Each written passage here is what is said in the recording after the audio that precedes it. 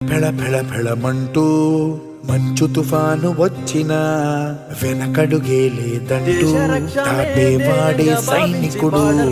దడ దడ దడ దడమంటూ తూటాలే దూసుకొచ్చినా తన గుండెను అడ్డు పెట్టి ఆపేవాడే సైనికుడు. మరణాయుధాలు ఎన్నెదురైనా ప్రాణాన్ని ఎదురు పంపేవాడు ఒకడే ఒకడు వాడే సైనికుడు.